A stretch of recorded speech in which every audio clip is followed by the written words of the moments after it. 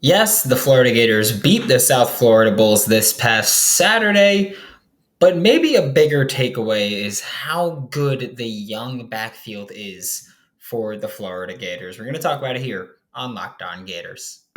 You are Locked On Gators, your daily podcast on the Florida Gators. Part of the Locked On Podcast Network, your team every day.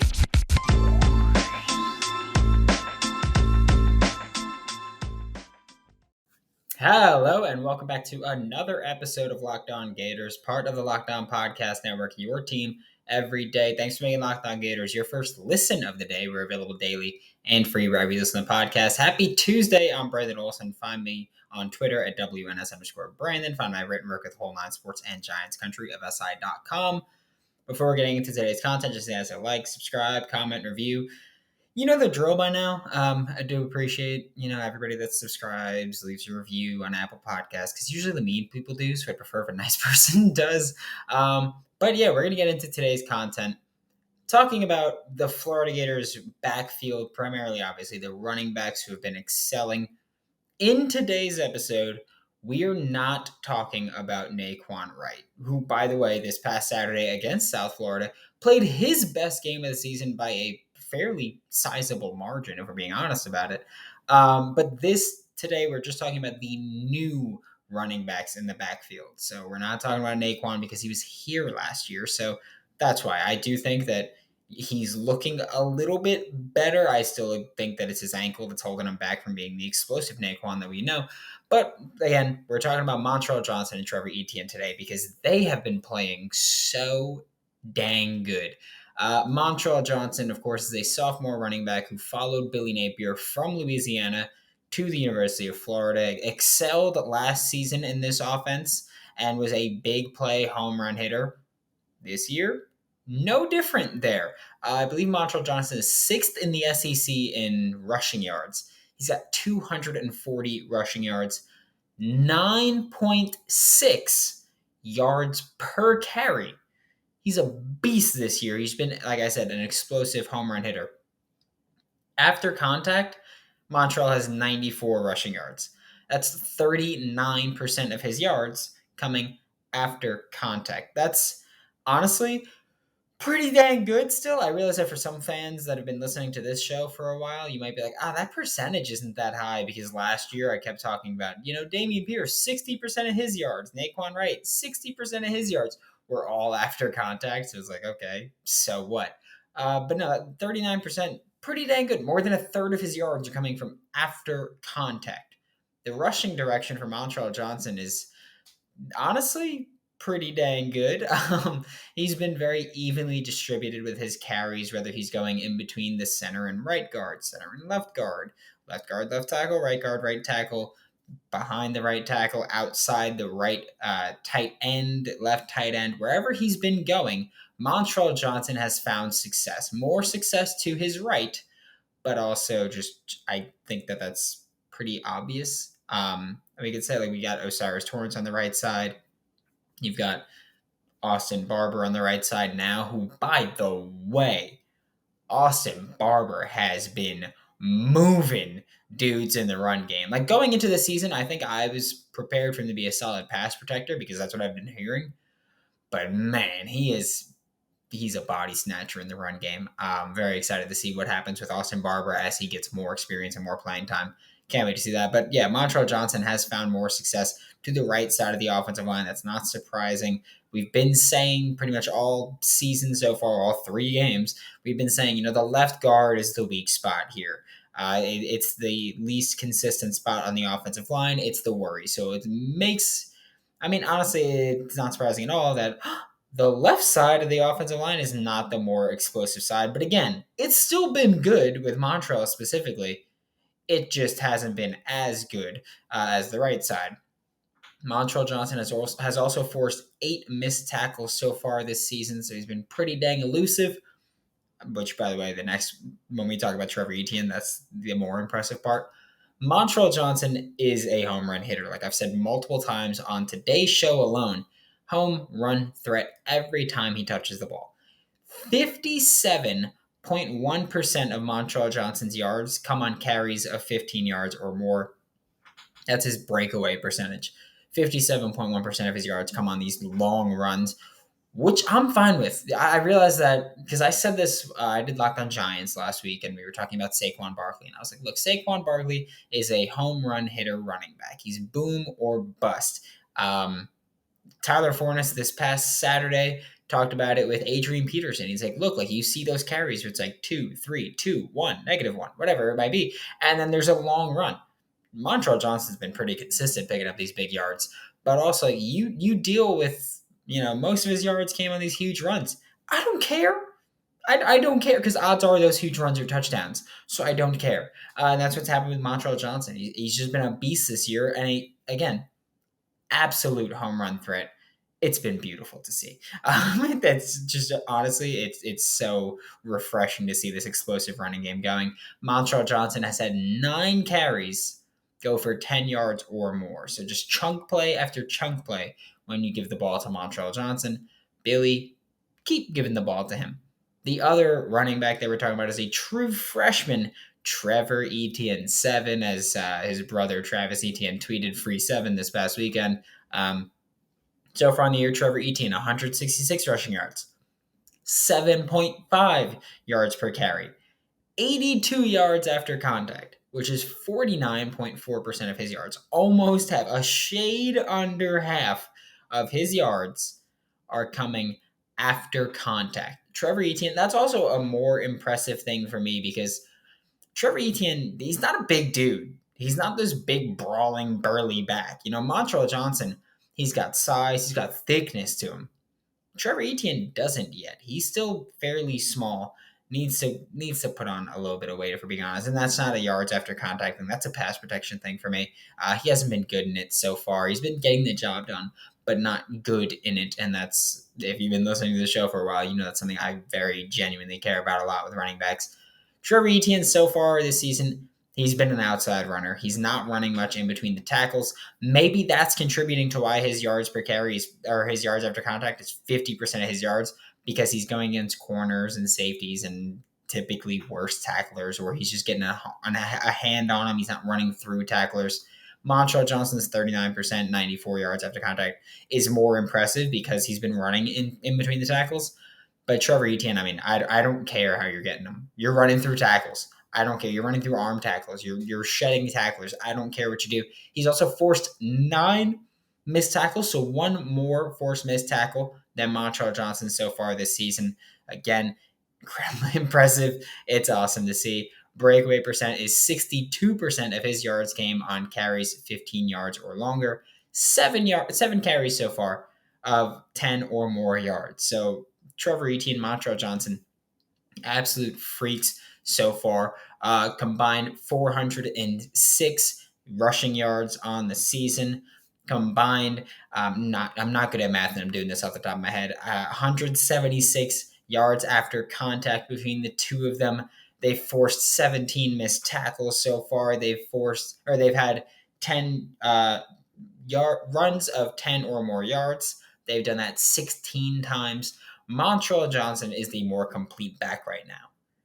Etienne, though, arguably the more explosive back right now. And I think he needs to bulk up a little bit to be a more consistent back and a more consistent, or maybe not more consistent, but a more complete back. Trevor Etienne needs to add a little bit of weight, but the young new duo of Montreal Johnson and Trevor Etienne, like we're in for a treat. Like we're getting very lucky with these running backs right now that they're so good and so consistent. We're about to take a look at tape Tuesday because it is Tuesday.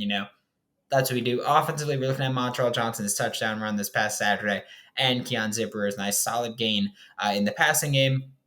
First, a quick word from Upside, because whether you're cringing at the pump to getting an eye-popping check at your favorite restaurant, inflation's hitting everybody where it hurts, right in the wallet, and it does hurt.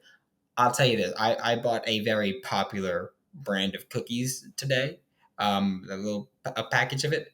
$7 is ridiculous for cookies. I'll tell you, 4-letter word is the cookie. That's why I started using Upside, because Upside is an incredible app for anyone who buys gas, groceries, dines out. Because with every purchase, I earn cash back. So those $7 cookies, I earned cash back. To get started, download the free Upside app, use my promo code LOCKED, and get $5 or more cash back on your first purchase of $10 or more. Download the free Upside app, use promo code LOCKED to get $5 or more cash back on your first purchase of $10 or more using promo code LOCKED, LOCKED.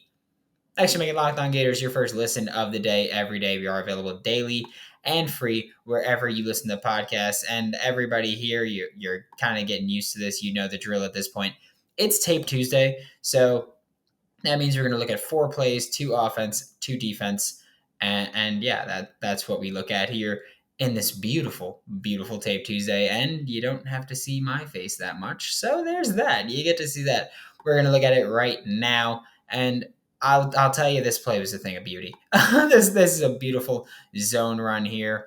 Montrell Johnson here. I'm gonna play, as always. I'm going to play the play while I'm kind of setting it up.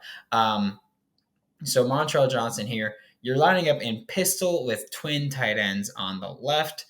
You got Xanders on the line, Keon Zipper off the line. That's a little bit important because if you were here last year, you know I have a run concept that I really, really love, and it's split zone. We talked about it a lot last year. We saw a lot of split zone read. It was beautiful to see last year. Emory Jones was very explosive off it, as was Anthony Richardson. I'm now realizing that for some reason the number isn't popping up on Montrell Johnson's dot. I don't know if I forgot to do it, but again, that's an unimportant part of this. But the defense was sent into either all kinds of mayhem. You can see me looking at the right because I'm looking at the play on the monitor on my right. Defense was sent into all kinds of mayhem here. You've got linebackers and safeties crashing down to the right side. I don't know if they thought this would be a run to the right or if they thought, hey, Anthony Richardson's going to roll out to the right, especially once they saw Keon Zipper come across the formation. Maybe they're like, okay, he's blocking for Anthony Richardson here. But no, they sent a lot of pressure to the right side, which was fantastic for Florida because that took all those safeties immediately out of the play. South Florida's deep safety, as you can see, the white dot that eventually gets there. Yeah, I know the timing's messed up a little bit on it. Whatever. The white dot that you can see eventually get close to Montrell Johnson. We could even we'll set it like that. How's that? But the one that gets a little closer, you can see here he's coming back. He drops fully into his set. Like he bit so hard on it being a play action, or his diagnosing skills not so great because he takes himself kind of out of the play there. He drops back into his coverage. He's the deep safety here. It looks like they were going to go with cover 3 there. And yeah, South Florida just completely got annihilated on this play. It was horrible. And the Florida Gators offensive line put in work on this play. You can't see it because the dots, but Austin Barber was out there looking for bodies when he was out. Like, this was just a fantastic play. It's so fun to see that, it's not an explosive play because Emory Jones or Anthony Richardson are just outrunning a defense. It's not that. It's not just that they fooled them with the schemes that Dan Mullen would draw up. It's not just that Dameon Pierce is running through people and hitting them in the face over and over and over and over and over and over again. No, you're looking at a Florida Gators offensive line that run blocking is doing a phenomenal job so far this season. Like, that's something that we haven't seen so long in Gainesville, and I love it. I do love seeing it here. Now we're going to look at the Keon Zipper reception that we saw, which I am very happy about because if you listen to last week's show, I believe I said it multiple times. The Florida Gators needed to get the tight ends involved in the passing attack to get Anthony Richardson's confidence up a little bit. Obviously, he still struggled this past weekend, but they needed to get tight ends involved, and I wanted them to get Keon Zipper involved here, and that's what they did. You're looking at a pistol set again. You got 12 personnel again, which, again, we've been talking about this forever. You're going to see that with Billy Napier and this coaching staff. That's going to be something you see a lot. You've got an even set here. There's no heavy side here. You've got Keon Zipper again offset, but you've got a receiver and a tight end on each side of the offensive line here. You've got Xanders on one side, Zipperer on the other, Justin Shorter on Zipperer's side, and Xavier Henderson on Xander's side. USF here, they run fire zone. They're sending pressure. This is a kind of sim pressure. It's a fire zone here where you got a lot of pressure coming into the middle of the offensive line. You've got an edge rusher or a seaming edge rusher dropping back. This is cover 3 from South Florida with that fire zone. And I will say this. I have criticized Billy Napier's play calling, and I've criticized the play calling in the passing game specifically for the Florida Gators. This was nothing short of beautiful play design. So you'll look at the offensive line. You've got 6 to 7 man protection. And I say 6 to 7 man protection because Naquan Wright runs the play fake and then he's blocking, but he sees there's not a blitzer for him to pick up. He's probably watching that end and the end drops back into coverage. So Naquan Wright runs with a release to the flat. You've got scissors on the left. Justin Shorter is running that post route to take away the corner on there and that deep safety. And Dante is and Keon Zipperer is running the corner route there, which by the way was a little bit of an ugly corner route, but he got it done. Xavier Henderson here is waiting on a smoke screen, which when you watch the dots, you're kind of like, why does Florida have 2 receivers in the flat here with Xavier Henderson and Naquan Wright? It makes a lot of sense. I get it. You're kind of muddying the waters here, and it doesn't look pretty. But Xavier Henderson's waiting on a smoke screen there. First of all, Florida runs a lot of wide receiver screens, so it makes sense that South Florida might be anticipating that. Also, you don't know if Naquan Wright is going to run out for a route. If you're Florida, here is what I mean. Because now you have a check down for Anthony Richardson. If Naquan Wright had to stay back in pass protection, guess what? It's because that edge rusher is blitzing. So if that edge rusher is blitzing, then you have Naquan Wright picking him up, and you have Xavier Henderson wide open for a check down for that little smoke screen there. That's why it's a fantastic play. Yes, it causes a little bit of a cluster, but you deal with that because you're kind of protecting yourself. If South Florida does blitz, you've got that blitz getting picked up. You've got Xavier Henderson being wide open in the flats if Anthony Richardson needs to check it down there. So that's a fantastic play design by the Florida Gators. This was genuinely just a beautiful play design, play execution. This is what Florida's passing attack should look like. That's what it should look like. Also, great ball by Anthony Richardson. Hit Keon Zipperer perfectly in stride. So great ball there. And you get your better receiving option at tight end in Keon Zipperer involved in the passing attack. And that's not a knock on Dante Xanders at all. I think he's been okay. He's been fine. But Keon Zipperer is the better, more explosive option. Could have been a bigger play too, but Keon Zipperer's momentum kind of carried him out of bounds when he caught that ball. This was just a beautiful play. I'm going to watch it again, actually. I'm watching the dots again here because this was just fantastic by the Florida Gators. Also, fantastic protection because, again, South Florida, you look right here. They're blitzing the A-gap. They're going right at Kingsley Aguakun. They've got pressure coming in, and Florida's offensive line picked it up masterfully. That was beautiful offensive line play. This was, I think, the best play from the Florida Gators offense this past Saturday against South Florida. We're about to take a look at the defensive side of the ball, but first, a quick word from our sponsors.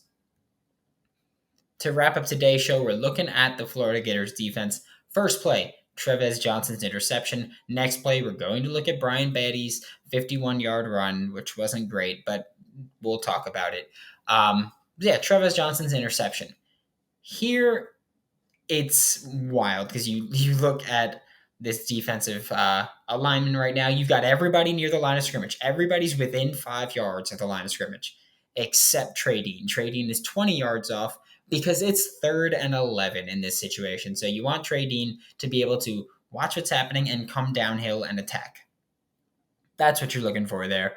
And that makes a lot of sense too because it's 3rd and 11. You don't want to give up a big play, especially late in the game like this. Jason Marshall Jr. is on this right side. He's the field corner, or he's the boundary corner, and Devin Moore is the field corner there.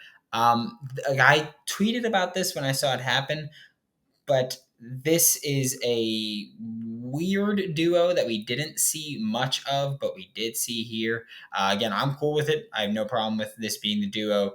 I'm fine altering things around and messing with your rotations. I don't think you should rotate, but Jason Marshall Jr., Avery Helm should be the starting duo with Devin Moore rotating in, Jalen Kimber rotating in. Also, the reason we're not looking at Jalen Kimber's interception is because that wasn't a fun scheme interception. That was just Jalen Kimber being a dog there. So that's why we're doing it. The slot goes in motion here across the formation, which we saw quite a bit from South Florida on Saturday night. So the slot goes in motion. Travis Johnson was the one that made the call for the defense, by the way. Slot goes in motion, and Travis Johnson starts waving his right arm and pushing the defense, essentially. He's the one telling the defense to shift. So I'm curious if with Ventrell Miller out, if that's Travis Johnson's responsibility when he's on the field. Also, maybe it's like, hey, we think it's going to be a pass, so Travis Johnson is making that call. I don't think that's really the case. I think it's more likely that someone needs to make the calls with Ventrell Miller off the field. He's been the quarterback of the defense, so it's Travis Johnson in this case saying, hey, he shifts the entire defense. He tells them all to move to the right. He does that, so I'm interested to see that. Florida looks like they're in cover 3, but the confusing part to me is Jason Marshall Jr. because he looks like he's in man. He follows 10 right out wide. He follows him on that crosser. I realize that last year with Todd Grantham, we saw a bit of Mabel. We'll see Mabel rotate in and out here. Mabel is, of course, cover 3 on one side, cover 1 on the other. But in this situation, it makes no sense for Florida to be playing in Mabel coverage. So that's why I think Jason Marshall Jr. maybe just got confused on what the call was. I think he got confused on what the call was, or he blew the coverage, whatever it was. I don't think this was Mabel. I think this was straight cover 3, just country cover 3 here. And Travis Johnson taking the seam flat responsibility. Amari Burney dropping into his hook zone and reading the quarterback's eyes. He shifts to the right because Jerry Bohannon is getting pressured here. By the way, Antoine Powell-Ryland, 52 here on the left, and Brandon Cox Jr., 1 there on the right. They went deep into the pocket. They wrapped completely around. They took very wide angles and got into the deep. They were containing Jerry Bohannon there because he is capable of making plays with his legs. So they did that. Brenton Cox Jr. disengaged very wisely once he saw Jerry Bohannon start rolling to the right. And as Brenton Cox Jr. is closing in, Jerry Bohannon throws the ball. It's overthrown, hits the receiver in the hands, and is intercepted by Travis Johnson there on that right sideline. That was just, it was a great play by Travis Johnson. Great eye discipline, way to get himself in position, because a lot of guys, once they saw that ball coming up to the receiver, they would have just flew in and tried to either hit the receiver and break up the catch or make a play once the receiver came down. Instead, Travis Johnson did a very smart thing, waited in coverage. He had Amari Burney in front of him, so Amari Burney could have made the play, and Travis Johnson got the pick off the tip drill. This was a fantastic play by the Florida Gators defense. I loved it. It was beautiful to see. My only question is, what was Jason Marshall's assignment there? What was his role? And did he blow the coverage? Whatever it was. Obviously, in the long run, didn't hurt Florida at all. But I'm just curious. That's just me being very curious about what's happening there. His last play, Brian Batty, 51-yard run. It wasn't a touchdown. It was a big play, but this was 4th and 1. And as always, we're going to click play here. This was a beautiful play design by South Florida. It really was. That's why I'm not super mad about it. Obviously, you can't let things like that happen. But this was beautiful play design by South Florida. So 4th and 1, they come out in the shotgun with running back to the right of Jerry Bohannon, 2 tight ends on the left side of the field, and then they completely change the formation. Jerry Bohannon gets under center. The running back is behind Jerry Bohannon. Both tight ends go from the left side of the field to the right side of the field, which makes you think this is either a run to the right or a toss to the right side of the field. which a lot of teams like to do as well, with this being the wide side of the field. You allow your running back, if he needs to run laterally parallel to the line of scrimmage and then pick up that yard and try to just demolish angles and then pick up a first down there. Receiver comes in motion from the left side of the field. After all that formation shift, the receiver from the left side of the field comes in motion towards the right side of the field. He sells the sweep there. He sells that he's getting the ball. Like, oh no, this is a jet sweep. That's why the tight ends move to the right side of the field. That's why I'm coming in motion. And I'll tell you what, the defense bites on it. Devin Moore and Rashad Torrance are taken completely out of the play at that point. They both think this is a jet sweep. Devin Moore looks like he's supposed to be in man, because when the receiver goes in motion from the left, he starts following suit. So it looks like Devin Moore is supposed to be in man there.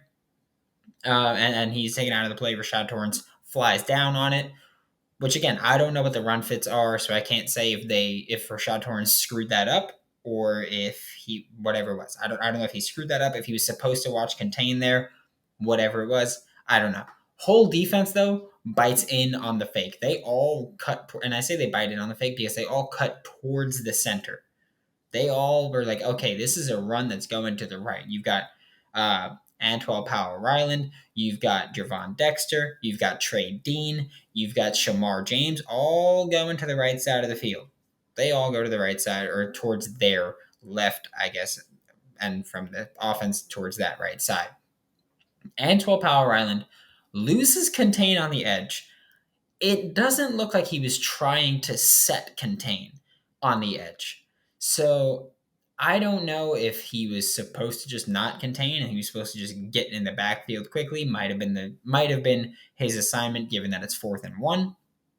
I don't know if his responsibility wasn't contained, if that was Devin Moore or Trey Dean, or maybe he thought he'd have them. But again, the motions took them off that side a bit. So I don't know if he thought that they would have that responsibility, or if he would have that responsibility. But it looks like it should have been his responsibility based on all the pre-snap movement, who lined up where. The quick pitch from Jerry Bohannon to Brian Batty, I do that every time, was a touchdown, if not for Amari Burney. Amari Burney made a great play, great pursuit. He honestly didn't even necessarily stop it completely. He just kind of threw Brian Batty off balance, and that's what caused Brian Batty to get tackled there. So that was just a fantastic play by Amari Burney to save the game, or to save that drive at least. But this was just beautiful play design by South Florida, beautiful execution by South Florida, and it did what pre-snap movement is supposed to do, really. It took Florida out of the play. It made them think. It made them make too many adjustments, and they made mistakes because of it. So that was just plain and simple a fantastic play by South Florida. You hate to see it if you're a Florida Gator, but that happens. It's as simple as that. Thanks for making Locked On Gators your first listen of the day every day. We are available daily and free wherever you listen to podcasts. We'll be back tomorrow. Hayden Hanson's joining the show. We're making depth chart projections as always. And I can't wait for this week's game against Tennessee. For Locked On Gators, I'm Brandon Olson. Don't forget to follow me on Twitter at WNS_Brandon. Find all my written work with Whole 9 Sports and Giants Country of SI.com. And I'll see you all tomorrow.